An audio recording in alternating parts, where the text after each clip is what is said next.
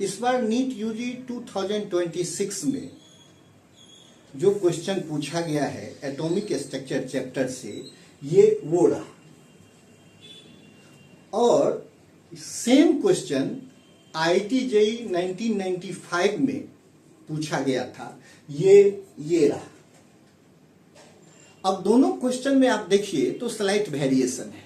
दोनों ही क्वेश्चन में दिया है कि 150 वाट का बल्ब और 8% energy as a light emit कर रही है। देखिए दोनों ही क्वेश्चन में दिया हुआ है और एक फोटोन का एनर्जी दिया हुआ है 4.42 इंटू 10 का पावर -19 जूल।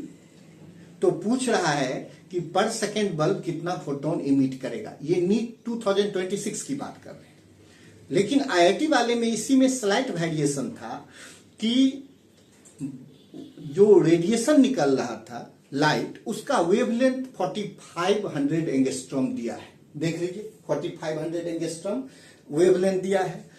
तो अगर वेवलेंथ दिया है तो एक फोटोन का एनर्जी तो हम निकाल सकते हैं ना। Energy of one photon hc by lambda. h आपका Planck constant, c velocity of light और लेमडा वेवलेंथ। तो इससे जब आप एक फोटोन का एनर्जी निकालेंगे तो वो इतना ही आएगा 4.42 इंटू 10 का पावर -19 जूल। तो आइए इस क्वेश्चन को देखते हैं। तो सबसे पहले एक चीज हमें जानते हैं कि जूल इक्वल टू लिखेंगे वाट इंटू सेकेंड।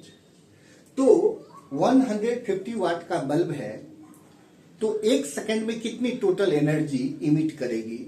तो देखिए total energy emitted by the bulb watt into second, 150 watt into 1 second 150 joule. तो 150 जूल तो एक सेकेंड में एनर्जी टोटल इमिट कर रही है बल्ब। अब कह रहा है कि सिर्फ 8% ही लाइट के फॉर्म में रिलीज होगा। कितना? 8%। तो 150 जूल का 8% लेंगे तो ये आया 12 जूल। इसका मतलब लाइट के फॉर्म में जो 150 वाट का बल्ब है वो सिर्फ और सिर्फ 12 जूल 12 जूल एनर्जी इमिट कर रही है।